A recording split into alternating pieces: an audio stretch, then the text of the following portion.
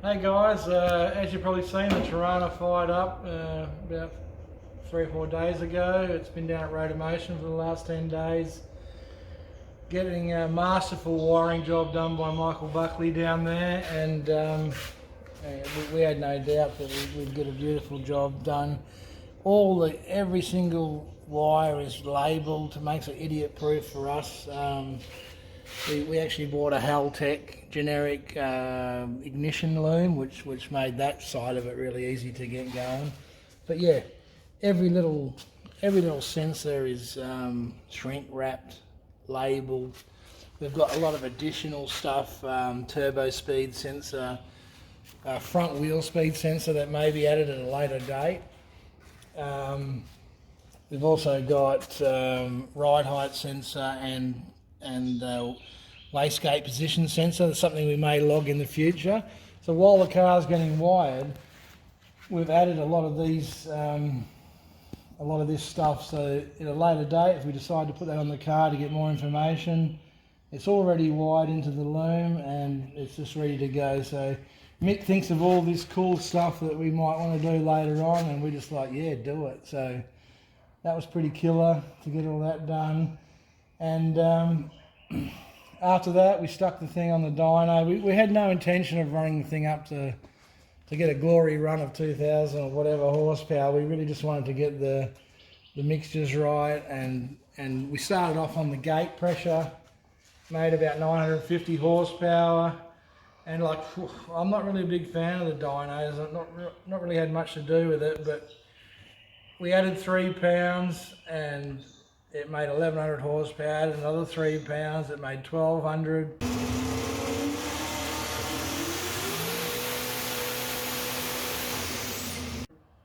And another 2 after that. We got to about 22 pounds, got well over 1,300 horsepower.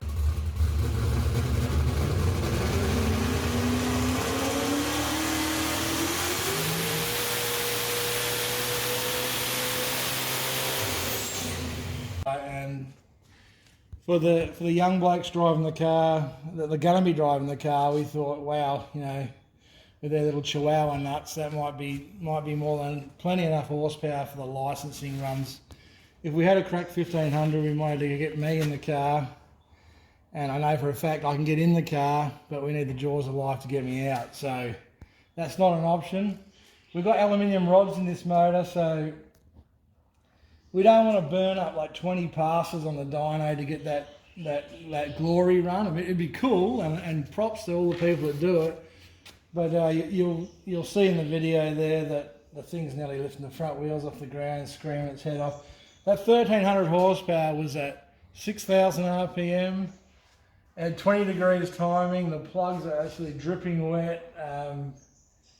There's another 20 pounds to go in the car. We know it's going to make a ton of power, but we'd rather do it at the track. And really, all the airflow, all the AR ratios, every time we added a boost to the car, they were just perfect.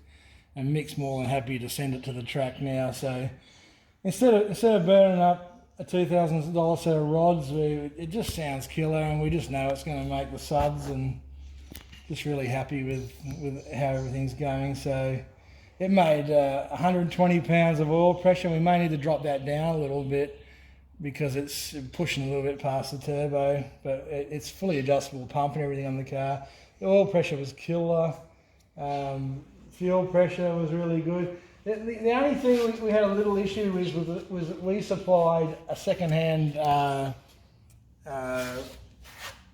crank trigger sensor. It was just the one that was on the car, and that did give the guys a little bit of grief. But the thing that spins me out about this whole deal was that was causing us a few startup problems, and the relationship that Rotor Motion has with Haltech. They just went online, hooked up with the guys, and you know, Haltech actually played around with the car from the eastern states, and just the customer service was just unbelievable. A little bit of a cold start issue we had. Once again, hooked up with Mitch from Haltech, just unbelievable the support that those guys give to their customers, and that's what we're pretty excited about. We've got these guys on our side. Also with the transmission, the thing the stall speed, the converter dumps. Basically, we put the thing straight on the chip. It spooled up in less than 4 seconds. The stall speed was perfect.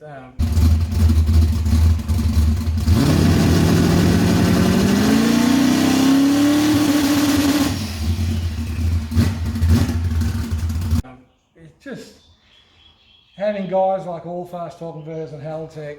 It just, when you want to go fast and you want to have a good team, you've got to get involved with good people. And yeah, this thing's really ready to rock and roll. I guess another thing we got the other day was a new set of belts for the car. You can now get 2-inch shoulder belts, which work really good with the harness devices. That's a great innovation instead of this big 3-inch deal, which would all gather up in your harness device. That fits really nicely over the harness, and there was a time when that wasn't legal with Andrew drag racing, but they've made, they've evolved with the safety gear, and that's actually makes it fit a lot better and a lot safer. So in the car now, the dash, we've got the switch panel up there, the dash lights up.